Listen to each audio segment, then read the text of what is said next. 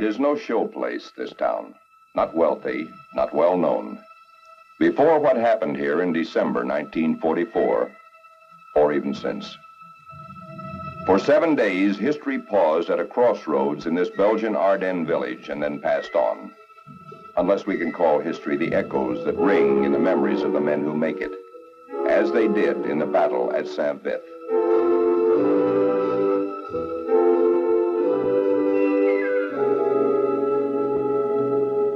Not much time for sleeping, eating at irregular hours. The fact was that everyone and every unit was fighting for its own life. You're going to get it, Sub. Maybe this is it. Colonel, C battery is firing at 150 yards. Cold. When you're cold, you stay cold. There's no way of getting warm. We've got no orders to retire. Und es war nicht möglich, etwa St Vith meinerseits vom deutschen Angriff hier auszusparen.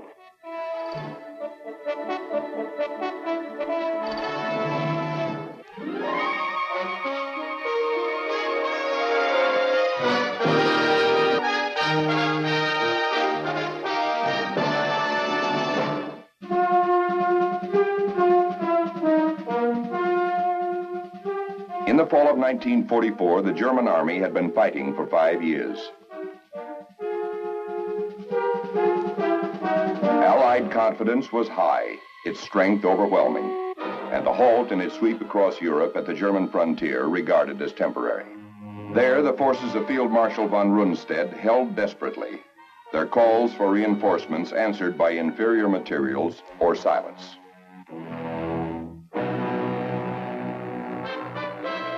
General Siegfried Westphal, von Rundstedt's chief of staff, recalls these days on the Western Front as the most uneasy he had spent, until the day in late October when he learned the reason for the stubborn silence of the Wehrmacht High Command.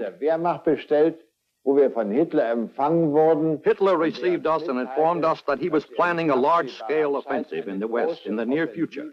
We were going to receive 20 infantry divisions and 10 panzer divisions, newly and completely equipped, and the land operations would be supported by at least 3,000 fighters. The target of this operation, which was to be initiated in the area west and south of Cologne, would be the capture of the port of Antwerp. 3 German armies would launch the massive counteroffensive to split the Allied forces and capture their best port of supply, Antwerp. What would end as the greatest pitched battle ever fought by American troops, the Battle of the Bulge, would burst without warning on a quiet sector on the First Army front. In December 1944, it was held in the north by the 2nd and 99th Divisions, by the veteran exhausted 28th and the 4th Divisions to the south, and by the newly arrived 106th, thinly spread at the center. Conditions were fairly miserable. It was intermittently raining and snowing. We were relieving the 2nd Infantry Division. We, as a brand new, young, inexperienced division, were being moved into their position to take up the defense of that particular sector. We were introduced sort of ironically, as I now recall, because most of the battle-tested veterans of the 2nd Infantry Division kept talking to each one of the units of the 106th, talking about what a country club area this was to be. You would hear perhaps some few shots fired each day. I am Thomas J. Riggs, Jr. I was the division engineer of the 106th Infantry Division. I'm Lieutenant Colonel Oliver Patton. In December of 1944, I was a 2nd lieutenant in an infantry company of the 106th Division. The division landed in France and went into the line and straddled the German-Belgian border about the 9th of December, 1944. Looking back on it now, I think probably the division was just about as green as I was, and you couldn't be much greener. I was a 2nd lieutenant just out of Fort Benning. supervision of all preparations was in the hands of von Runstedt, Commander-in-Chief West. Participants in the attack were the 6th SS Panzer Army under SS Group Commander-in-Chief Dietrich on the right, the 5th Panzer Army under General of the Panzer Force von Manteuffel, and the 7th Army at the left wing under General Brandenberger for coverage in the south. While the operation was being prepared, it was important above all to keep this a secret from the Allied forces.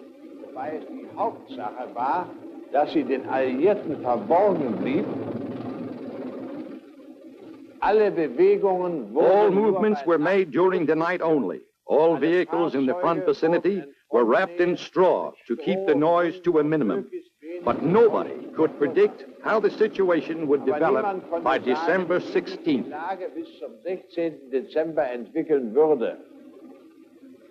Von Manteuffel, Westphal, von Runstedt, Model. From the beginning, Hitler's generals saw no guarantee of success for the counteroffensive. But the Fuhrer was adamant. His plan was irrevocable. Its key elements were surprise, speed, and to prevent Allied air cover, bad weather, as specified in this basic order from the Wehrmacht High Command. The operation will take place only under favorable weather conditions. These will be ordered by the Fuhrer. These sentences induced me to call up headquarters and ironically inquire whether Hitler was now ordering the weather, too. Anfrage beim Hauptquartier, ob Hitler nunmehr auch das Wetter befehlen würde. The weather did take sides. It was a harsh, confusing enemy to Combat Command B of the 7th Armored Division under General Bruce C. Clark. But the weather was a close ally of 5th Panzer Army Commander General Hasso von Manteuffel. General, I'm reminded of December 1944 when you and I saw these beautiful green and quiet hills, all covered with haze and mist and turning into rain and mud and snow. And I can't help but think how weather played a very important part in that time, as you knew so well. Yes. Ich darf daran erinnern, dass es ja ein Hauptplan war von Hitler. It had been Hitler's plan to start the offensive only during bad weather. And during the days prior to the attack, the weather actually was bad, so that the German High Command was afraid it might change to clear winter weather and blue skies, in which case your aerial combat forces might have stopped the attack in its very early stage. In fact, the weather on December 16 was just as you described it now. Visibility was bad. The advanced artillery observers, for instance, would have not been able to make out individual targets on the hills. Man konnte nicht sehr weit sehen. Die vorgeschobenen Beobachter der Artillerie hätten beispielsweise nicht oben einzelne Ziele auf den Höhen erkennen können. But over there, as you will agree, the riflemen had shields of fire.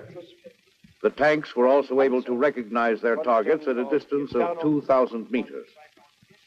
I therefore started the attack very early, at 5 a.m., as you know, to take advantage of the darkness and the bad weather, which would enable us to advance far into these hills you can see here, a typical Ardennes terrain, by noon. Auf diese Höhen, die wir hier auch sehen, alle, das ist ja typisch für die Ardennen, dass wir da schon angelangt sein konnten.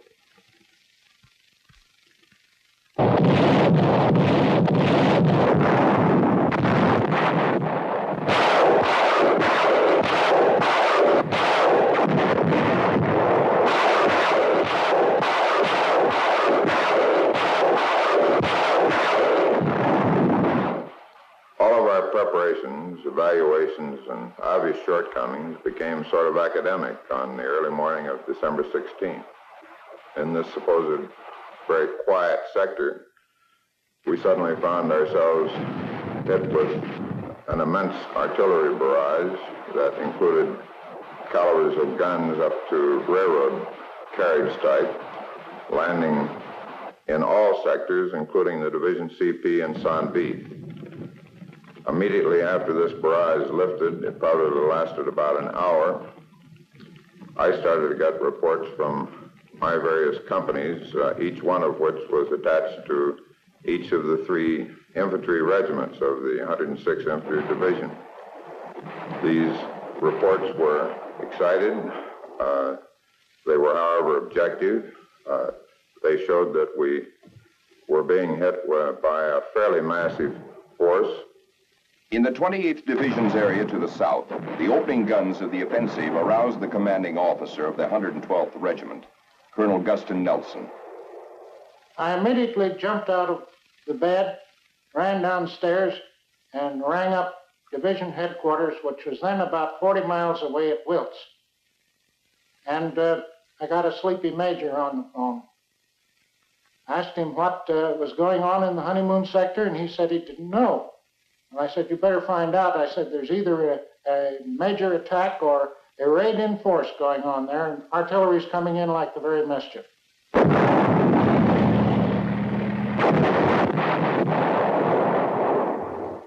Even though we in the Division CP thought we understood that this was a massive attack, we encountered great difficulty in getting acceptance of this information, or felt we did anyway, through our Corps and Army to our rear. I really believe that they thought that we were a young, untried division and were slightly excited. However, this same type of information began filtering back to them from our neighboring divisions, the 99th on our left and the 28th on our right. The seriousness of this situation finally became evident to 8th Corps later in the day, at which point they attached to us primarily the Combat Command B of the 9th Armored Division.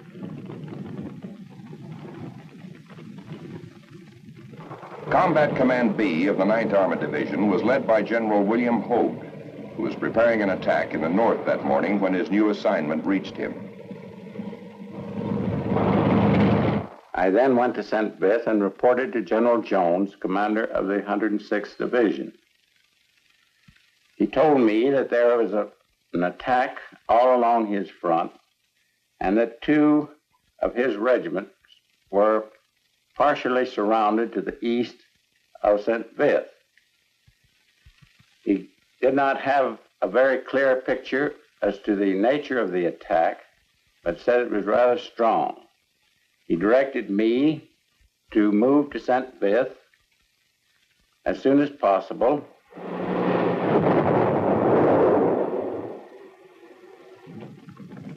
Later that same day, we were also informed by 1st Army behind 8th Corps, to which we were attached, that the 7th Armored Division would attack through St Vith to our east, and that we were to hold these routes, which were quite vital and a strategic road net in that area, free for this attack. This promised attack, or counterattack, by the 7th Armored Division through our position is very critical because it influenced all of the division's decisions from there on out. Since the 7th Armored Division was to counterattack through Colonel Riggs' position to the east, General Hoge was instructed to attack to the southeast when his armor arrived. There, another regiment of the 106th was cut off. But the 7th Armored Division was headquartered some 60 miles away to the north in Holland. And there was little urgency in the cry for help that finally reached his commander, General Robert Hasbrouk.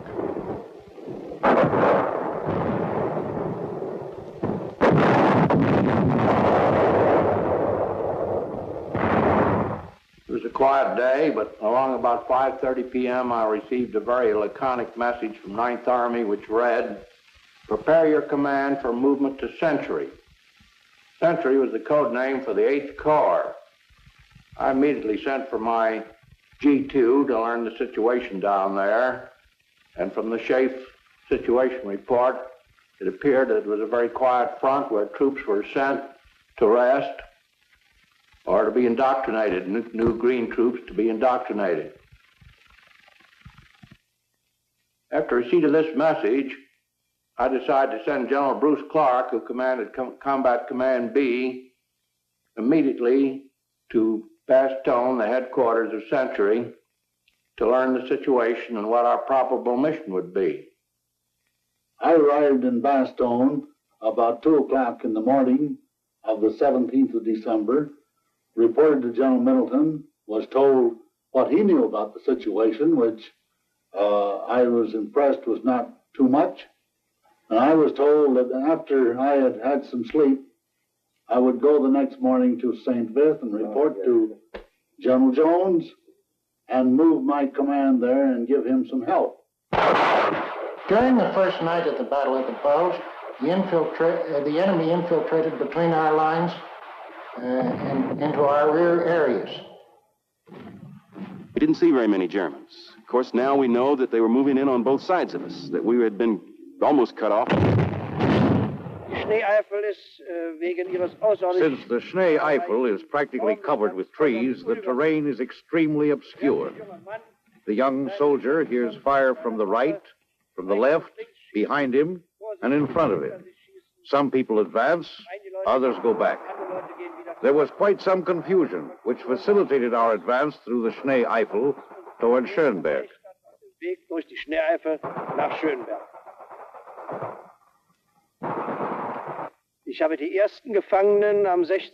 I met the first prisoners at noon on December 18th, on my way from the northern part of the Schnee Eifel via Bleialf to Schönberg.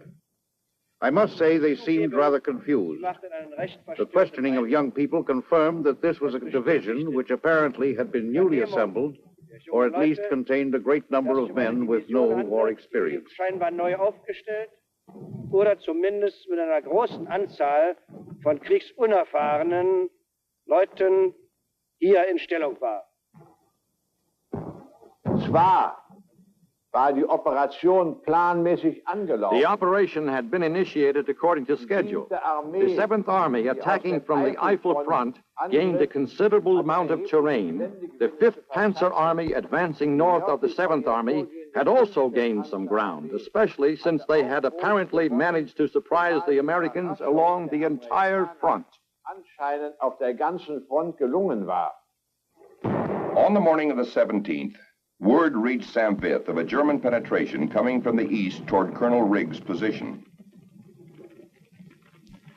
The division commander asked me to ordered me, as a matter of fact, to set up a defense line astride the Schönberg-St Vith road, to hold that road for the promised counterattack of the 7th Armored, and as an escape route for our 2 infantry regiments to the front.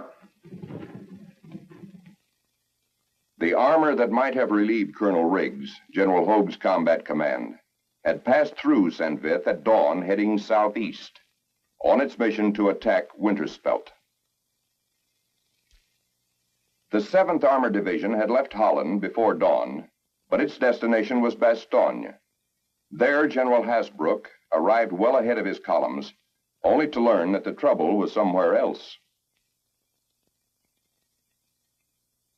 I proceeded from Bastogne to St Vith and joined General Clark, who had arrived there sometime previously, and we found the situation rather desperate to the east of St Vith. Smoke and noise coming from the woods about 2 miles east of St Vith indicated German tanks were there.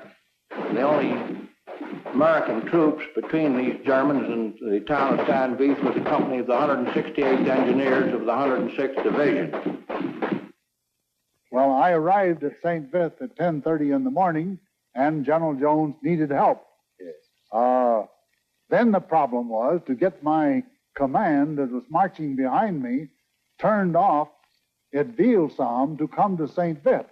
Well, my greatest problem on the 17th of December was confusion and traffic on the road. Oh. Your initial success on the 16th of December had started a lot of vehicles like supply vehicles, extra headquarters vehicles, and service vehicles going to the rear. Oh, yes. Oh, yes. This became so severe at the road junction to the west of St. Vith that I had to go out and play military policeman. and direct the traffic to get it flowing to the front. And I'm sure that you had the same problem because there's only one road from Prim towards St Vith through the Ardennes. Genau die gleiche Situation, General. Ich war am 17. Nachmittags... Exactly the same situation, General. On the afternoon of the 17th, I was on my way to Schönberg in a small vehicle, and I had to dismount because it was impossible for me to get ahead on this road. I then walked toward the front and tried to make myself useful as a military policeman. It was hopeless to try to untangle this column of vehicles when suddenly I heard someone calling in a very loud voice. Way up at the front, I thought I saw a military policeman, and I approached him. I saw that it was my superior, Field Marshal Model, who had the same intention as I. So we continued our efforts together and tried to separate the column, but until nightfall on the 17th, a certain confusion and perplexity remained, since we were not able to separate the vehicles. Of course, General, you realize as well as anybody does that battle is organized confusion. Yes. Or at least the job of the general is to see that the confusion is not too disorganized. One human element in the confusion was 7th Armored Division Private Bill Dassinger.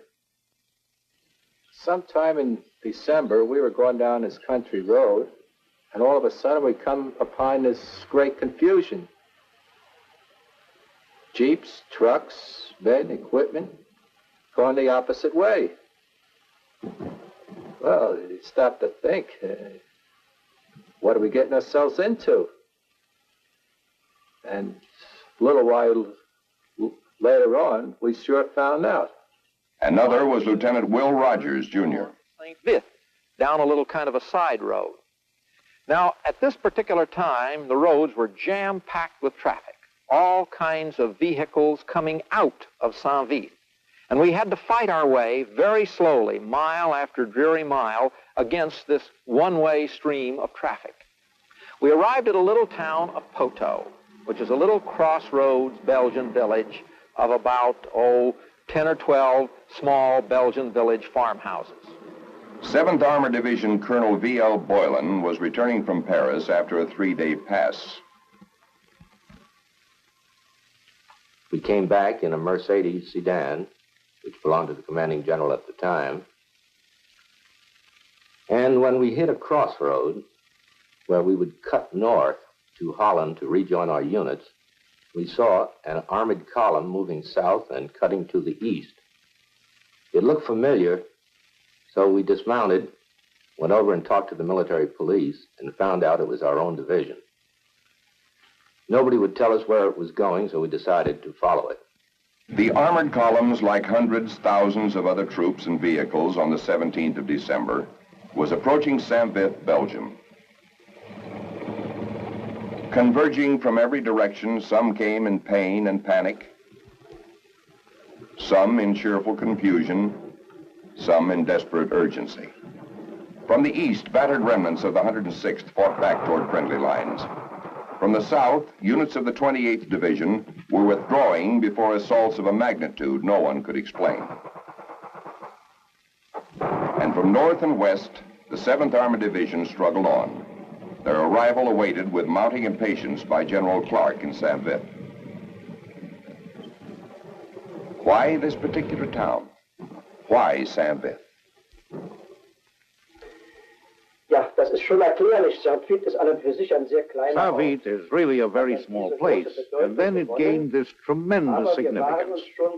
When planning the attack on St Vith, we knew that it had to be captured at all costs, since it represented a traffic center, a junction of many, some 6, 8 roads, which cannot be bypassed.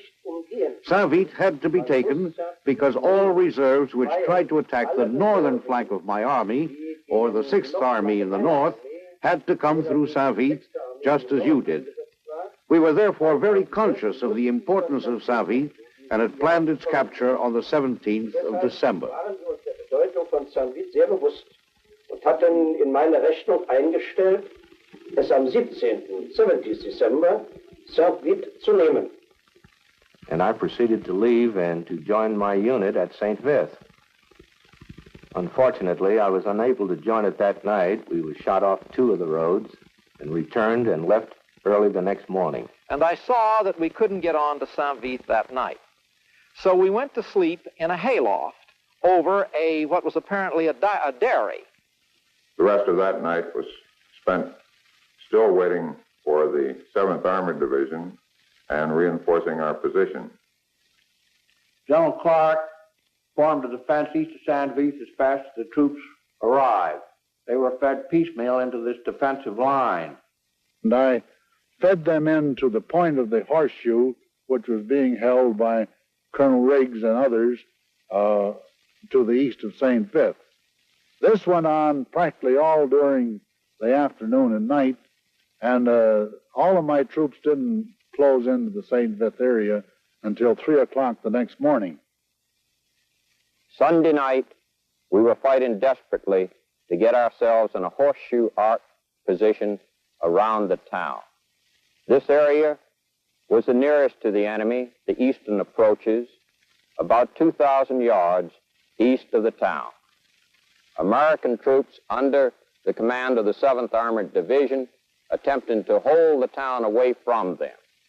I am Colonel Don Boyer, United States Army, at that time Major 38th Armored Infantry Battalion, 17 December 1944. The first arrivals were the reconnaissance troop of the 7th Armored, which I immediately deployed with their automatic weapons in this skirmish line that we'd established, but placed them on the left side, overlooking the open field of fire, where they could better utilize their automatic weapons. The rest of that day was spent assembling any other support we could find. Included in that support, by the way, were some medium tanks that we were able to secure from the 9th Armored Division. 8 o'clock, Monday morning, 18 December, we were hit with our first attack. The Germans punched a hole in our lines. We counterattacked and restored the line. 2 tanks knocked out, 1 assault gun destroyed were the enemy losses in this attack. Between 11:30 and 12:30 on that Monday, the Germans again attacked us. At the end of an hour, our line still held, but we had started the long roll of losses. The Battle of the Bulge had begun. More than 50 German columns were now attacking through the Ardennes. There were penetrations everywhere. South of St Vith, the 28th Division was split. Chaos ruled to the east, where most of the 106th was surrounded. General Von Manteuffel's forces were approaching St Vith itself from 3 sides. At stake was not simply a town, but the timetable of the Ardennes counteroffensive. And it was already 1 irrecoverable day behind. Next, part 2 of the battle at St Vith. On the 18th of December, 1944, the conflict that would become the Battle of the Bulge was 2 days old. It had started with a huge German counteroffensive planned with a strict timetable. By the 18th, 2 Panzer armies should have reached the Meuse River, driving toward their objective, Antwerp. Instead, thousands of Hitler's finest troops were still fighting to take a small town in the Belgian Ardennes. A junction of roads and railways. The key to success for the counteroffensive was its timetable. A key to the timetable was St Vith.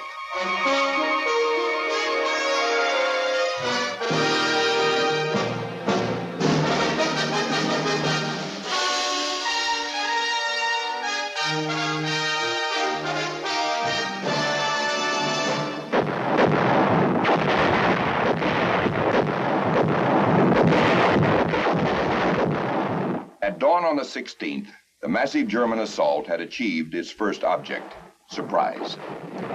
It had overwhelmed the inexperienced American troops in the forests east of St Vith, where some, like Colonel Oliver Patton, then a Green lieutenant in the 106th Division, were still trying to fight back to friendly lines on the 18th. We made a last attack down toward the Schonberg-Blayoff Road, and in that attack, I was hit for the second time that day. I was hit through both legs, and I couldn't walk. Late that night, I remember the battalion commander came through and told us that the battalion had to pull out. They had orders to continue to try to break out back toward American forces, and they were going to leave us. There were 4 or 5 of us in the aid station. They would leave us with a medic.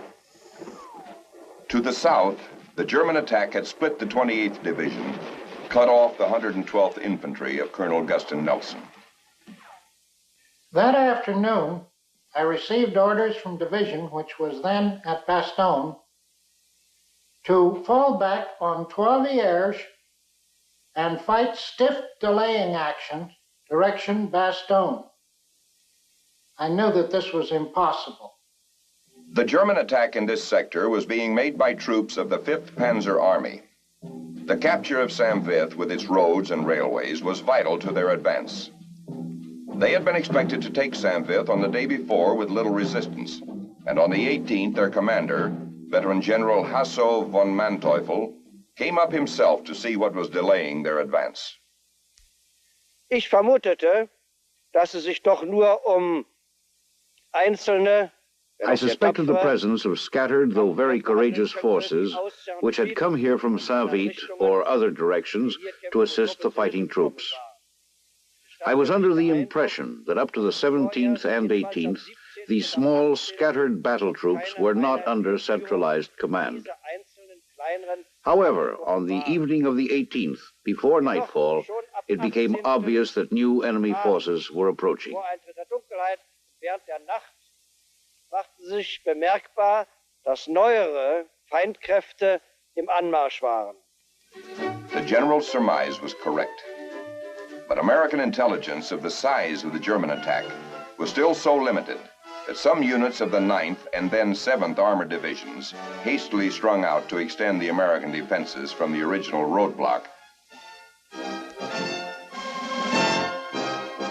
to a long horseshoe line, were still unaware that even a little crossroads like Poteau could be vital. There, most troops had already withdrawn when Lieutenant Will Rogers, Jr. woke on the morning of the 18th to word that a German tank was in the street below. So we raced around to my Jeep to get this bazooka, and the rest was sheer Laurel and Hardy. We couldn't get the strap off because it was covered with mud. Finally, we fought and got the bazooka unstrapped, and then we got it tangled up in some camouflage netting. I was so excited that when I grabbed for the rockets, I took them out, and they dumped and fell down into the mud. Finally, we got everything all set, went down to the edge of this long hedge, and here was a German tank, very thankfully waiting, just right there, waiting for us. We got the bazooka all set, started to fire at this tank. Nothing happened. We'd forgot to wire the terminals properly. Finally, we got the terminals wired. We got off one shot at this tank. Big explosion by the tank, but we couldn't see any result. However, the German officer in the tank closed down the turret and slowly backed down out of this little Belgian town of Poteau. The significance of any threat to the defensive horseshoe was clear to the man who was building it, 7th Armored Division Commander General Robert Hasbrouk. Early on the 18th, I received bad news. The crossroads town of Poteau, which lay to the left rear of General Clark, up at St Vith, had been captured by the Germans. Since there was a road leading from Poteau directly to General Clark's rear, it was imperative that this be recaptured at once. Accordingly, I ordered CCA, my division reserve located at Biho, to proceed immediately and recapture Poteau. The northern front of St Vith's defenses was being held by the 7th Armored Division's Combat Command B under General Bruce C. Clark. It became apparent that a command post in the town of St Vith was too far forward. And so in the afternoon, I sent my aide back around to the vicinity of Krombach to find a place where we could move into a room where there were tables and chairs, a place for messengers and liaison officers to park, a room that could be blacked out so we could use it at night. The 19th of December was characterized by strong probing attacks by the Germans all around the defensive horseshoe. Most of these attacks were about one company in size and were apparently looking for a soft spot. On the southern front of the horseshoe, Combat Command B of the 9th Armored Division found itself backed up against a deep railroad cut and embankment which could not be crossed. Its commander, General William Hoge, fought side by side with General Clark throughout the rest of the battle. In order that General Clark, who was on my left, would know what I was doing, I conferred with him and told him of the situation and that I intended to withdraw through St Vith and take up the new line on his right after dark on the night of the 19th. This very difficult operation was carried out in complete darkness and was very successful. We were most happy that that had occurred some 2 nights later when the attack took place, which drove us out of the forward end of the horseshoe and took St Vith. As the morning of the 20th dawned, we of the 7th Armored felt pretty lonely. We had enemy on all sides and on our rear. We were out of touch with the 8th Corps, which I later learned had been forced to retreat from Bastogne to Neufchâteau down in France. Accordingly, I decided to send a staff officer of mine, Lieutenant Colonel Schroeder, to try and locate 1st Army headquarters and apprise them of our situation and ask for help. The defenses east of St Vith still held. There, Colonel, then Major, Don Boyer was in the point of the horseshoe. Communications were sparse, but they were sufficient to pass requests for artillery fires and exchange the necessary coordination for the attacks of the various battalions of the division as we received attacks from the Germans and kicked them out with counterattack after counterattack. Colonel V.L. Boylan was in the horseshoe's northern curve. I can't recall too many details at that time of specific attacks because it seems that they went on around the clock. And the battlefield is an extremely lonesome place. It's not milling with people. You don't see much. You hear things, tanks blowing up, artillery, small rounds, and things like that. For a private like Bill Dassinger, the battlefield was everywhere. Minute by minute, things change. I only know what it is to be in just that little hole. Maybe a squad or two around us. That's all we know. We know that little bit of territory that we have. You were constantly getting rumors. I remember one time we heard that the brightest spot on the Western Front was St Vith. Many men believed the rumors that different units had pulled out and in turn were panicked. I remember reading one of Jim Thurber's book stories, which is entitled The Day the Dam Broke. And it seemed so apropos to this situation that I asked every member of my staff to read that book and take it to heart. Continued attacks went on during the day on both of the Combat Command Bs, and my G2 towards the end of the day told me that we had prisoners of war in our prisoner of war enclosure who were identified from 5 German divisions. This seemed impossible to me, but later events proved it to be correct. The defensive horseshoe was now a good 25 miles long, reinforced by Colonel Nelson's regiment that had lost touch with its division. But the line was being pounded from a horseshoe into a fortified goose egg. Lieutenant Patton knew why. He was riding wounded on the hood of a jeep, driven by a German officer back toward a German aid station.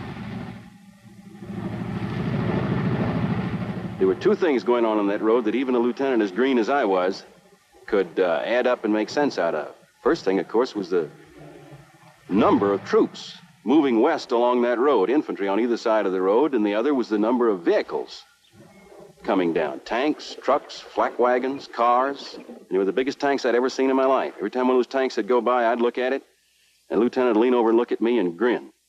As I occupied my positions here on the east, on the night of the 20th, 21st. Snow flurries in the air, all of us with frostbite, some with frozen fingers and frozen legs. To our front, to our right flank, to our left flank, all night long, we heard the noise of trucks and the noise of tanks moving into position. At last, the long-delayed, coordinated German attack on St Vith fell. But General Hasbrouk's search for First Army headquarters and his efforts to convince them that he was facing more than a local German counterattack had been successful. On the morning of the 21st, we were overjoyed to find that the 82nd Airborne had arrived in our general vicinity and had made a tenuous contact with us near the Vilsam Bridge. This was an eventful day in our sector. CCB of the 7th Armored was attacked by a full German corps. By noon, heavy concentrations of artillery started breaking on the woods in which my forces were located. Screaming Mimi barrages started. These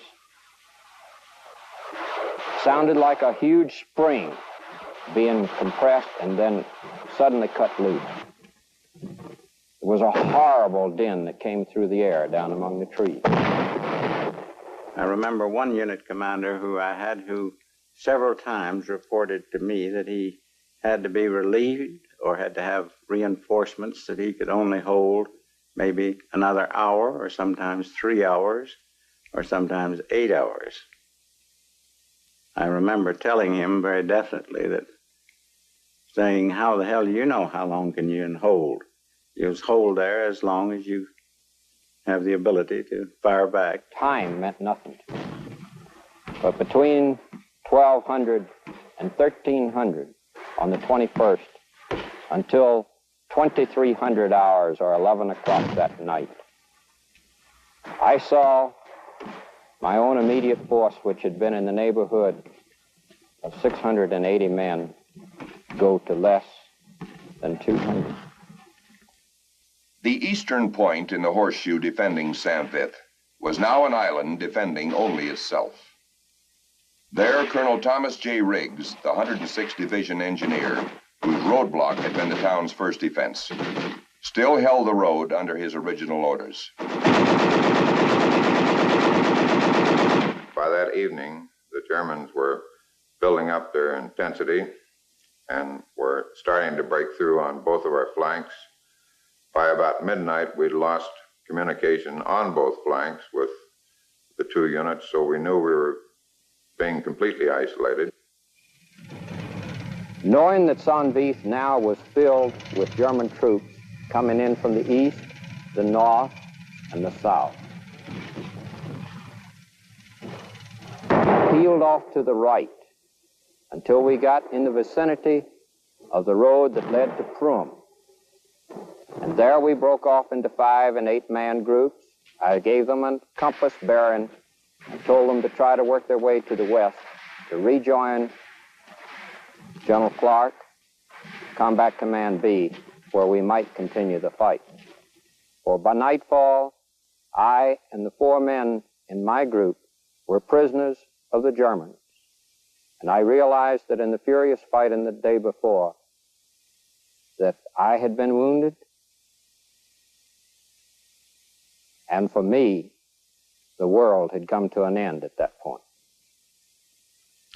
We could then, in the dawn's light, see that all of the roads leading into St Vith were full of German troops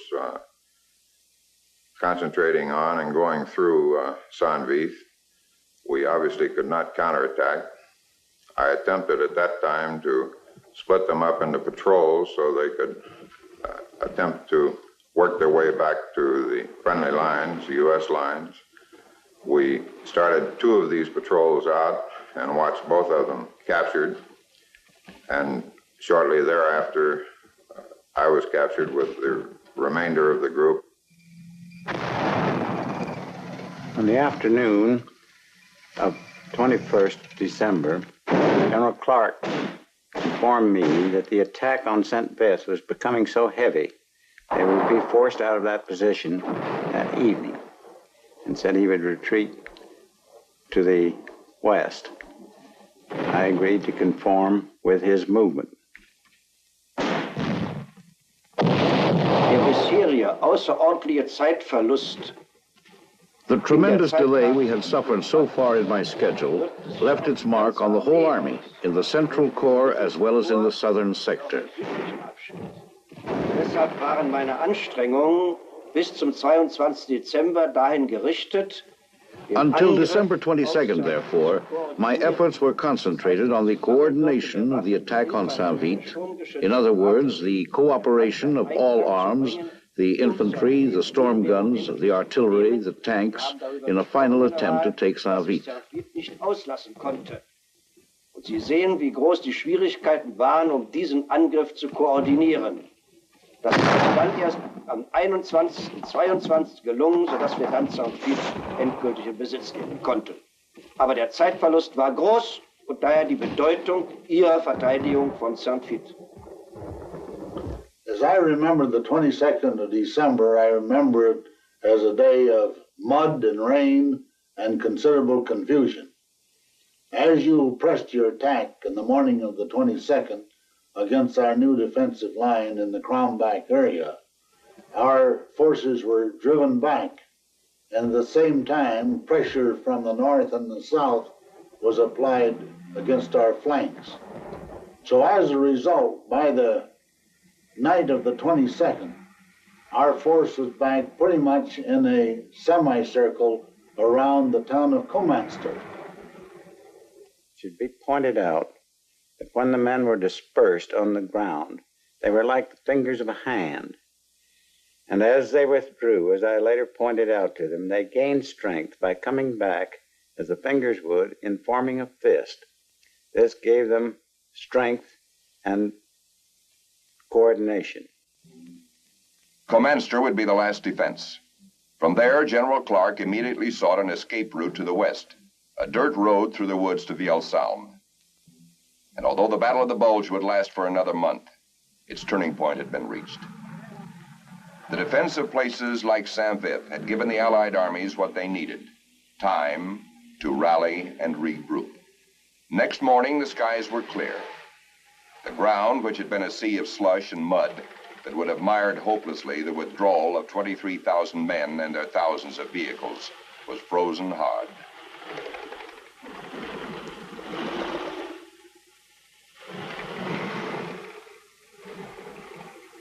During the early morning hours of the 23rd, both CCB of the 7th Armored and CCB of the 9th Armored were hotly engaged with the enemy. It was difficult for them to disengage, but also during the day, the 82nd Airborne was attacked from the south. I finally sent a message to General Clark and General Hoge, telling them it was imperative that they start their withdrawal. That if they did not start now, they'd be withdrawing into a bunch of Germans instead of into the ranks of the 82nd Airborne Division. There was no time to issue formal orders or orders under code. So I instructed that the radio to all units under my command be opened up and that the orders would be given in the clear. General Hasbrouk told me that I would have to withdraw across the Vielsalm Bridge by noon, or else the bridge would have to be blown because of the pressure of the German army coming in from his flanks. And I directed that the withdrawal would start immediately, and the plan would be that they would withdraw down the dirt wood road on a first-come, first-served basis. This required that I personally direct traffic at the crossroads at Comanster. So I started the battle as a military police, and I ended the battle as a military police. But of course, that was necessary. I met Bruce Clark in the town, where he was directing traffic at the time, trying to ease the confusion of the milling vehicles passing through. We went into position around the town. The withdrawal started at 7 a.m. and went on constantly throughout that day. It went very smoothly. The covering forces operated efficiently, and only one unit had trouble. That was Task Force Jones on the southern flank, the last to withdraw. So the American column passed through these little towns of Biho and Bovigny, and as they did, they became part of Task Force Jones, which was the rear guard of the American unit coming out of St Vith. And my little platoon became part of the rear guard of the last unit out of St Vith. As we fell back onto the road to Chateau, I found it choked with vehicles from a task force of the 7th Armored Division. We attempted to work our way through these vehicles to find out what the trouble was, and we found that there was a burning tank in Chateau and that the Germans had apparently come around behind us with an anti-tank gun. In the meanwhile, someone had discovered a side road up a sort of a side canyon that went up this high mountain beside this Somme River. And just then, a beautiful thing happened. A full, bright moon came up over the hills. We went up this side road and then across country, and in one place we had to detail some of the tanks of the 7th Armored Division to pull the wheeled vehicles over a highland swamp. And about 2 o'clock in the morning, we finally wound up behind the 82nd Airborne lines. Mile after mile, and we came out through the snow, this brilliant, beautiful moonlight night, and then we saw another wonderful sight. About every 100 feet or so, we saw a man in a white parka standing there, and that was the 82nd Airborne. And we came out through the 82nd Airborne Division, out of the Battle of the Bulge, out of St Vith, and that was Task Force Jones. We were the tail end of the rear guard of the 7th Armored Division. I climbed up the slope in there where I was greeted by General Hasbrouk, drawn, tired, out on his feet, but still the type of a commander standing there with his troops till the very last minute, threw his arms around me and said, "Boylan, thank God you got him out." And toward the end, I figured that I got practically no sleep for the last 72 hours before reporting to General Hasbrouk behind the 82nd Airborne lines. I wished him a Merry Christmas. It was the day before, but I wished him a Merry Christmas. But to us, it was just a big step to get home. I was and still am proud of the men and officers of the 106th Infantry Division with whom I went through such a dreadful bath of blood during this action. I was so proud, as a matter of fact, that I returned to that unit after escaping from prisoner of war camp some 28 days later. Es ist der Krieg der kleinen Leute. It is the war of the small men, the outpost commanders, the section commanders, the company commanders. Those were the decisive people here, who were responsible for success or failure, victory or defeat.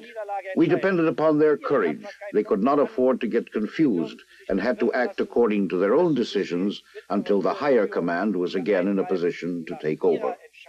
I believe I can say, and I have the right to make this judgment, that the Germans did this admirably well. At the same time, however, I am also convinced that this was the case with the American forces, who, after all, succeeded in upsetting the entire time schedule, not only of the attacking unit in St Vith, but also of the 5th and 6th Panzer armies. That is a fact which cannot be denied. Just 1 month later, in January, you can imagine how we felt, the satisfaction of regaining what we had been forced to lose. There was snow on the ground. Small road leading down to the right, a few farmhouses and trees, and St Vith itself. No movement, no noise, no dogs, no smoke, lifeless, flattened. Such is the rush of history that St Vith, Belgium, is almost lost in it now. But not in the memories of those who made history there that winter, or those who must take life up again when history is past. And then we came back, one by one. The first to return were my father and my elder brothers. But when we came back, things weren't over yet, by far. Everything was destroyed here. That wasn't too bad. Somehow children don't care too much for material values, but the destroyed tanks were a horror. Everywhere, sometimes there were still burned bodies inside. Soldiers, Germans, Americans. And when we were playing sometimes, or ventured into the woods, which was very dangerous, when we tried to jump across a trench or something, suddenly we were startled with horror because there was a body lying in there. But gradually things came back to normal. Accidents were less frequent, and in time they were forgotten. And then it went on like that, and in spite of everything, we grew up and became strong. But still, something has remained. Sometimes when one talks about it, it comes back to one's memory, how awful it is. Und ich denke, dass es sehr schwer ist für ein Kind. Well, one of the things that's always bothered me most about the Battle of St Vith is that a number of heroic actions went unrecognized and unrewarded. Of course, there were a good many silver stars and bronze stars awarded because I delegated that authority to my commanders, and they carried them in their pockets and were authorized to put them on the man at the time. But the higher decorations, which many deserved, were not forthcoming because the sworn statements of witnesses were hard to get in the heat of battle. Afterwards, the witnesses were gone in some cases, and in others, the act was forgotten only too soon.